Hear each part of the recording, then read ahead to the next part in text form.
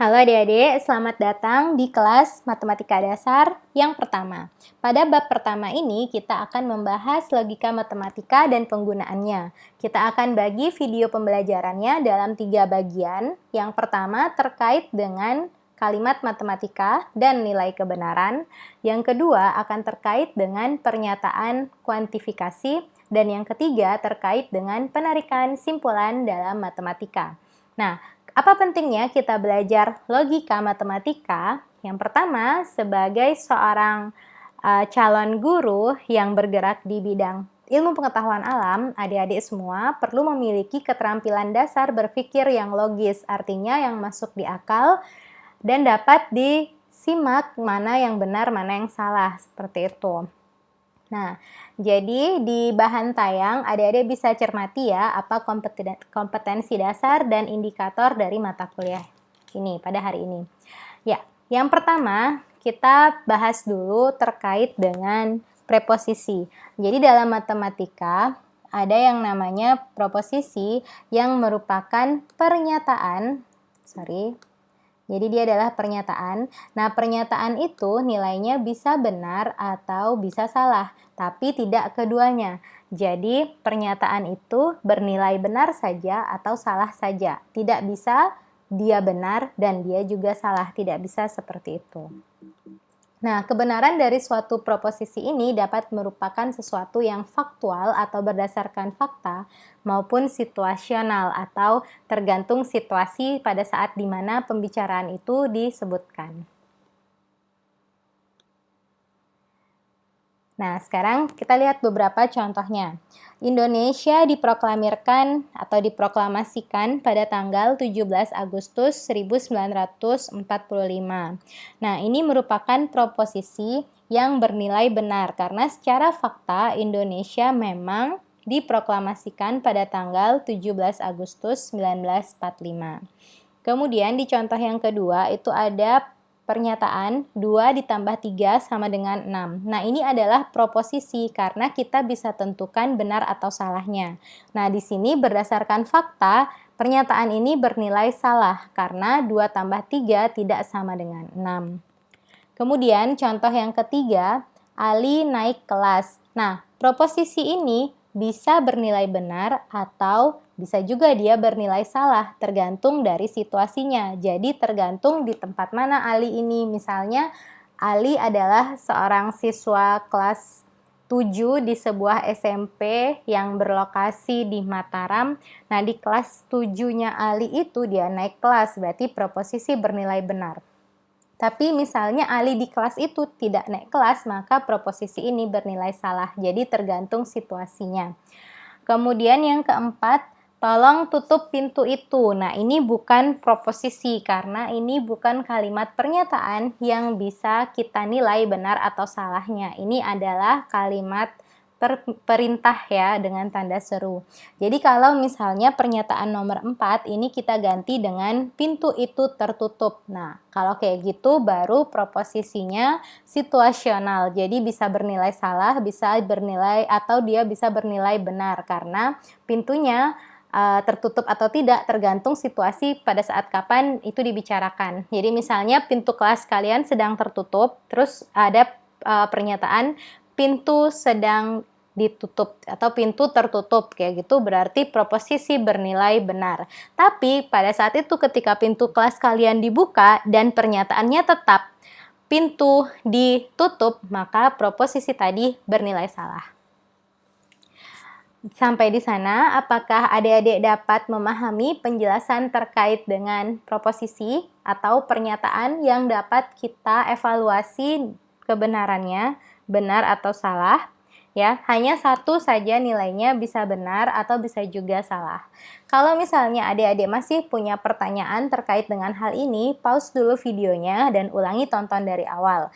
Jika pertanyaannya belum dapat terjawab, jadi apa yang masih menjadi kebingungan bagi adik-adik itu masih ada dalam diri adik-adik, silahkan adik-adik tuliskan di kolom pertanyaan pada forum diskusi. Oke, yang sudah jelas kita akan lanjut ke slide berikutnya. Nah, adik-adik, kadangkala pernyataan kita itu bukan hanya terdiri dari satu proposisi. Bisa jadi kita punya dua atau lebih proposisi dan itu kita sebut sebagai proposisi majemuk. Di sini dia dihubungkan dengan kata penghubung dan atau juga bisa atau dan beberapa kata hubung lainnya yang nanti kita akan lihat dalam perjalanan kita belajar. Nah, kemudian supaya lebih mudah menentukan apakah dia bernilai benar atau salah, terutama jika dia adalah proposisi yang majemuk yang terdiri dari beberapa pernyataan, itu biasanya kita akan susun tabel kebenarannya. Nah, melalui tabel kebenaran ini, kita akan mampu menilai mana kasus yang bernilai salah atau mana kasus yang bernilai benar. Kita akan lihat contohnya sebagai berikut. Nah, kita akan lihat contoh penggunaan tabel atau tabel kebenaran pada sebuah negasi dari pernyataan. Jadi adik-adik, misalnya kita punya sebuah pernyataan yang kita simbolkan dengan P ya. Nah, P ini adalah suatu proposisi, jadi dia pernyataan yang bisa kita nilai benar atau salahnya. Ingat, dia hanya salah satu. Kalau dia benar, maka dia tidak salah. Begitu pula sebaliknya, tidak ada nilai proposisi itu yang bisa benar dan salah sekaligus gitu. Jadi proposisi sekali lagi adalah pernyataan yang bisa kita tentukan nilai kebenarannya, benar atau salah begitu. Nah, negasi atau ingkaran dari suatu proposisi tadi dinotasikan dengan negatif P, artinya tidak benar bahwa P. Ya, jadi kalau biasanya dalam dalam kehidupan pergaulan gitu ya, adik-adik biasanya kan berpikir atau bicara dengan teman-teman adik-adik bahwa lawan dari hitam adalah putih. Ya, tapi sebenarnya dalam matematika kalau kita mau sebut ingkaran atau negasi dari hitam itu adalah tidak hitam. Jadi belum tentu putih, bisa yang lain, yang jelas tidak hitam begitu. Jadi ingkaran dari hitam adalah tidak hitam. Nah, secara umum ingkaran dari P adalah tidak P, tidak benar bahwa P, jadi tidak P. Nah, dengan tabel kebenaran kita bisa lihat jika proposisinya bernilai benar, maka ingkaran dari P atau negatif P ya, negasi P itu bernilai salah. Sebaliknya, jika proposisi bernilai salah, maka negasinya bernilai benar. Oke, nah ini adalah tabel kebenaran yang tadi ingin diperkenalkan ya. Jadi kita lihat proposisi dan kita lihat ingkarannya. Kalau proposisi bernilai benar, maka ingkaran bernilai salah. Kalau proposisi bernilai salah, maka ingkarannya bernilai benar. Dia saling berkebalikan.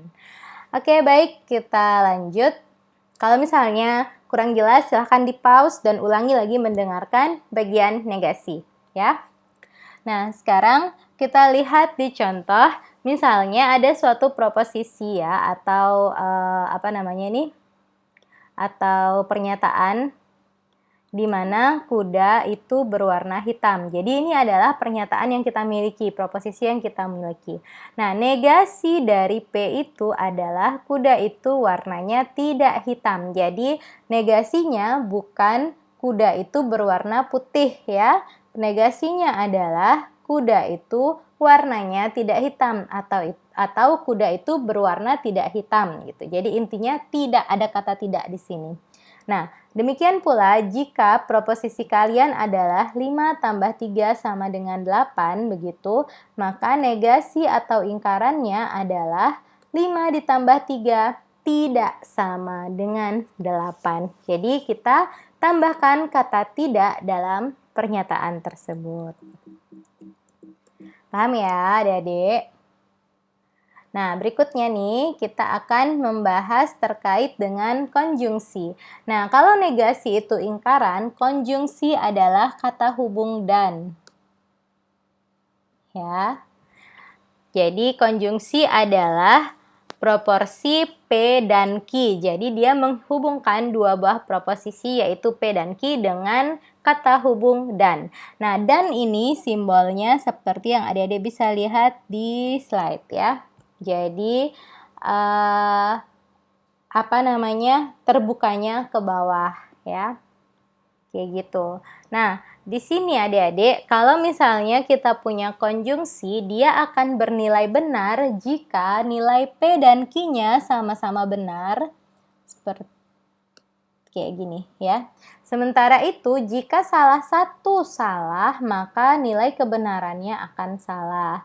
Jadi dan itu dua-duanya harus benar. P-nya benar, Q-nya benar. Baru dia memiliki nilai kebenaran yang benar untuk konjungsi. Paham di sini? Jadi, kalau pernyataan P-nya benar, pernyataan Q-nya benar, baru P dan Q disebut benar. Jika salah satunya salah, maka nilai kebenarannya menjadi salah. Kita lihat contoh ya. Nah, misalnya P-nya adalah Andi diminta tinggal di rumah. Q-nya Budi diminta tinggal di rumah. Maka P dan Q agar nilainya benar itu Andi dan Budi diminta tinggal di rumah. Nah, kalau misalnya di sini Andi tidak diminta tinggal di rumah atau diminta tinggal tidak di rumah, maka kalimatnya konjungsi ini menjadi salah ya. Jadi berdasarkan tabel ini, jika P-nya benar, Q-nya benar, baru P dan Q benar. Jadi adik-adik, contoh sederhananya adalah kalau misalnya kita buat kontrak kuliah, adik-adik akan lulus jika adik-adik mengikuti seluruh perkuliahan dengan baik dan lulus ujian kayak gitu. Nah, maka dari itu kalau keduanya terpenuhi barulah adik-adik kita sebut dapat lulus dari mata kuliah karena telah mengikuti seluruh pembelajaran dan telah lulus ujian gitu. Jadi P-nya harus terpenuhi, begitu pula dengan Q-nya. Begitu salah satu tidak terpenuhi, maka dia akan bernilai salah. Nah, apalagi jika kedua-duanya salah. P salah, Q salah, maka P dan Q otomatis akan salah ya. Itu kemudian ada lagi satu yang disebut dengan disjungsi. Kalau tadi konjungsi itu kita menghubungkan dua buah proposisi dengan kata sambung dan. Nah, kalau yang ini kita kita hubungkan dengan kata hubung atau, dan simbolnya seperti ini. Jadi terbukanya ke atas, tidak terbuka ke bawah ya.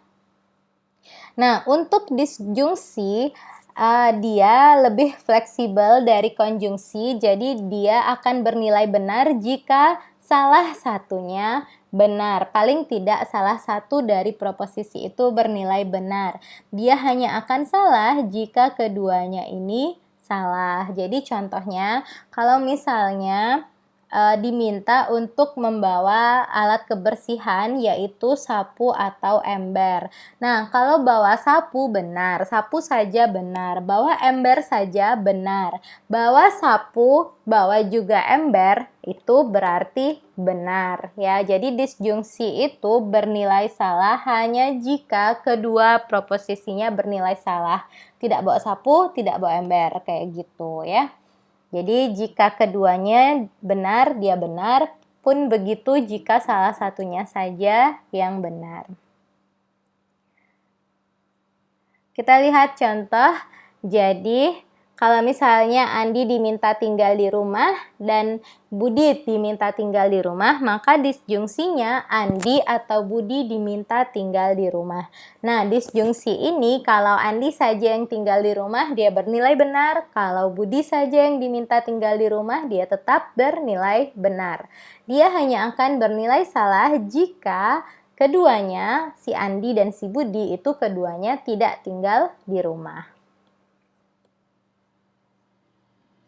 Nah, kemudian ada juga bentuk logika, bentuk pernyataan atau bentuk kata hubung pernyataan ya, yang berupa kondisional, yaitu jika P maka Q. Nah, ini disebut sebagai implikasi. Ini sering banget nih kita pakai di kehidupan sehari-hari. Contohnya, kalau nggak hujan nanti saya ke kampus kayak gitu misalnya. Kalau tidak hujan, kalau itu sama dengan jika. Berarti jika tidak hujan, maka saya ke kampus. Nah, ini sebenarnya adik-adik sedang menggunakan implikasi dalam kehidupan sehari-hari ini ya. Jadi, kalau teman saya baik, saya bakalan bantu dia untuk belajar. Atau kalau teman saya baik, saya mau deh kerjain tugas bareng-bareng dia. Nah, itu sebenarnya adalah implikasi. Jika dia berperilaku baik, maka saya akan bersedia kerja kelompok sama dia, kayak gitu ya. Jadi jika itu sama kayak kalau kita bilang kalau, terus maka ini biasanya yang kita sebut dengan saya mau deh ngapain, kayak gitu dalam bahasa yang lebih informal ya. Nah, itu sebenarnya adik-adik sedang menggunakan prinsip implikasi pada matematika. Nah, di sini kalau misalnya di sini ada contoh nggak? Nah, ini contohnya dulu ya. Contohnya hari tidak hujan, saya akan datang. Jadi, jika hari tidak hujan, maka saya akan datang. Nah, pada saat kapan ini akan benar gitu ya? Jika hari tidak hujan, maka saya akan datang. Nah, dia akan bernilai benar jika P maka Q ini apabila P-nya benar, Q-nya benar, ataupun jika P-nya benar tapi Q-nya salah. Jadi dia akan bernilai benar jika tiga hal ini ya, jika P-nya benar, Q-nya benar, atau jika P-nya salah tapi Q-nya salah. Begitu pula jika kedua-duanya salah, maka jika P maka Q-nya akan benar. Jadi maksudnya gimana nih? Maksudnya kalau tadi kan jika P maka Q, maka dia akan bernilai benar ya. Jika tidak hujan, maka saya akan datang. Nah, ini kan P-nya adalah hari tidak hujan, Q-nya adalah saya akan datang. Nah, jika ini terjadi, jika P-nya benar, hari tidak hujan, dan Q-nya benar, saya akan datang, maka jika P maka Q-nya bernilai benar. Nah, sekarang yang kedua kita coba. P-nya benar, Q-nya salah. Artinya, hari tidak hujan, ya. Artinya, hari tidak hujan ini benar, tapi saya tidak datang. Nah, ini berarti salah. Implikasinya bernilai salah, karena seharusnya jika hari tidak hujan, saya akan datang. Maka ini salah. Nah, kemudian yang ketiga kita lihat, P-nya salah, Q-nya benar. Maka jika P maka Q-nya akan bernilai benar. Artinya hari tidak hujan ya. Jadi ini hari tidak hujannya bernilai salah, berarti hari itu hujan. Hari itu tidak hujan. Artinya dia hujan kan. Hari itu hujan tapi saya tetap datang. Nah, ini juga bernilai benar ya. Jadi jika P-nya salah, P tidak terjadi, tapi Q-nya terjadi, jadi hasilnya tetap ada, maka implikasi itu akan bernilai benar. Kemudian yang terakhir adalah jika keduanya bernilai salah. Jadi, hari itu hujan dan saya tidak datang. Jika hujan, maka saya tidak datang. Nah, itu juga bernilai benar ya. Tabel kebenaran dari implikasinya. Nah, implikasi ini hanya akan bernilai salah jika proposisi dari P bernilai benar dan proposisi dari Q bernilai salah seperti yang tadi dicontohkan. Jadi, kondisi B ini terjadi, hari tidak hujan, tapi kondisi Q-nya tidak terjadi. Jadi, dia tidak datang walaupun hari itu tidak hujan. Itu baru yang disebut dengan bernilai salah.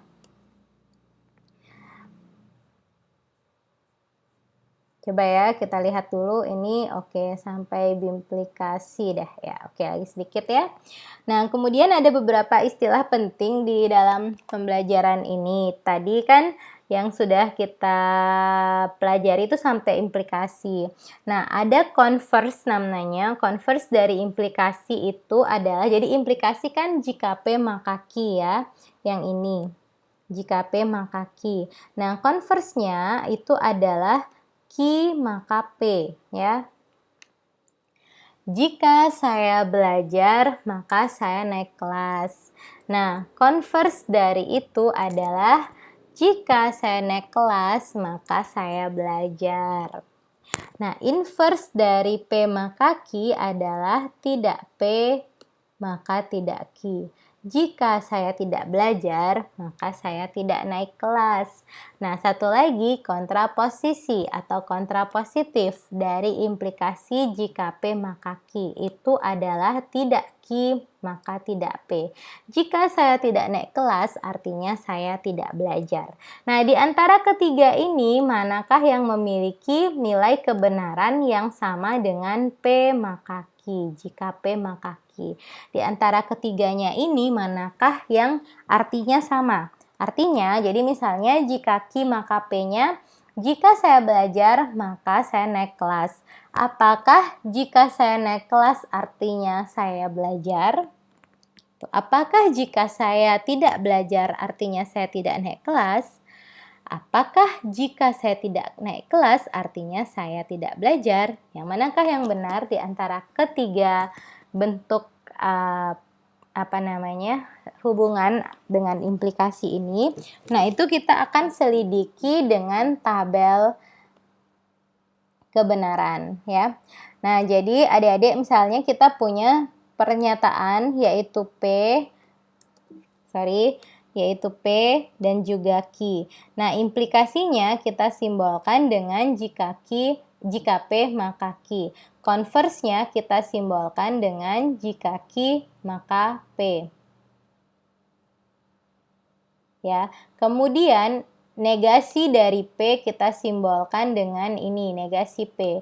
Dan ingkaran dari Q kita simbolkan dengan negasi Q. Nah, jika P maka tidak Q ini adalah inverse dari implikasi tersebut. Dan yang terakhir kita cek juga kontraposisi dari pernyataan dari implikasi tersebut ya. Jadi logika ini akan sangat berguna bagi adik-adik untuk berpikir logis dalam perdebatan. Jadi jika saya belajar maka saya naik kelas. Terus ada nih anak yang bilang saya nggak belajar tuh tetap saya bisa naik kelas, seperti itu. Nah, apakah pernyataan anak tadi menyalahi aturan logika dari implikasi? Kita akan lihat ya. Jadi, jika P maka Q-nya bernilai benar. Jika saya belajar, maka saya naik kelas. Anggaplah begitu. Nah, pernyataan yang tadi adalah saya tidak belajar tuh, tapi saya tetap naik kelas. Begitu kan ya? Jadi, dia nilainya adalah sama dengan tidak P maka tidak Q. Dalam hal ini, ketika pernyataan P benar dan pernyataan Q benar, maka tidak P maka tidak Q-nya juga tetap bernilai benar. Tapi tabel kebenaran ini tidak selalu sama nilainya dengan jika P maka Q. Kita bandingkan ya dua hal ini.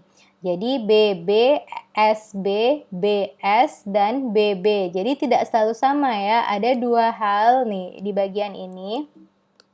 SB ini dan BS di sini yang nilainya tidak setara. Jadi tidak selalu kita dapat simpulkan bahwa jika P maka Q, maka tidak P akan berimbas pada tidak Q gitu. Jadi tidak sama tabel kebenaran dari implikasi dan inverse-nya.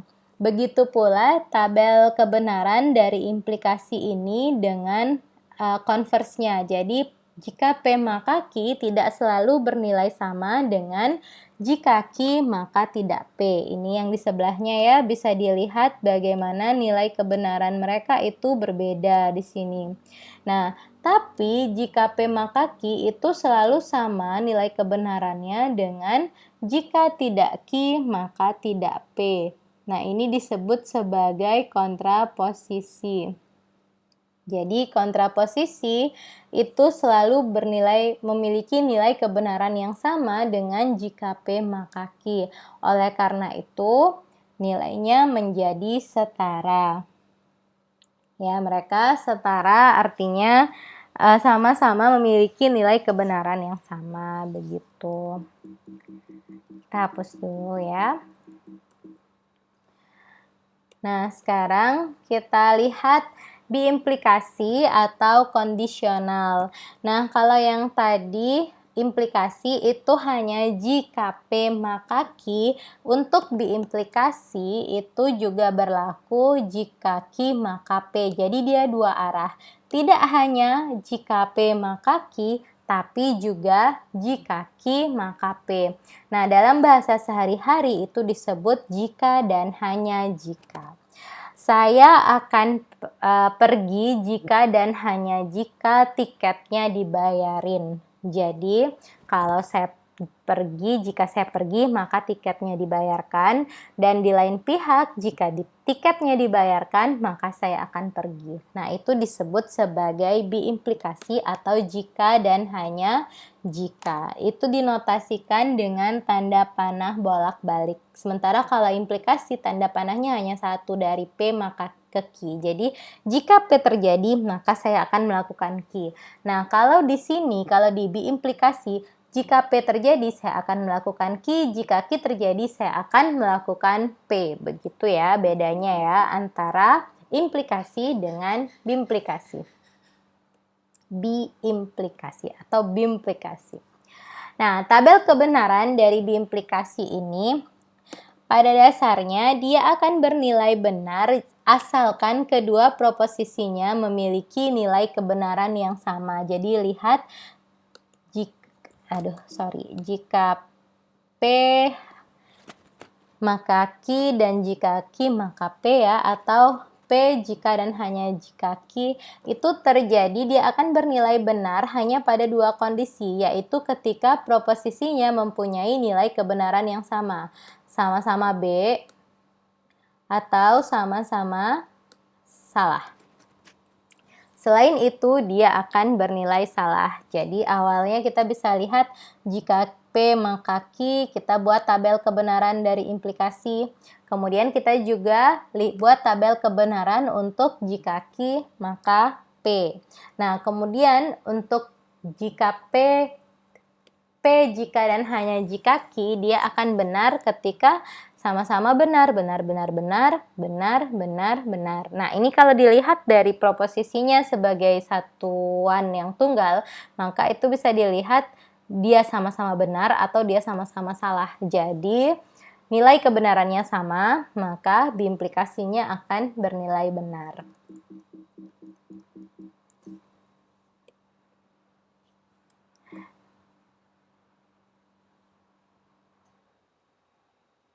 Nah, nama lain dari biimplikasi adalah pernyataan yang ekivalen. Jadi artinya, jika proposisi P dan Q kita sebut sebagai ekivalen, maka P mempunyai nilai kebenaran yang sama dengan Q. Nah, ini adalah simbolnya ya, boleh tanda panah dua arah, boleh juga sama dengannya 3 kali. Kelihatan nggak ini? Jadi tanda sama dengannya itu dia 3 kali. Ini ya. Jadi 3 baris gitu, tidak seperti sama dengan yang biasa. Artinya ekivalen.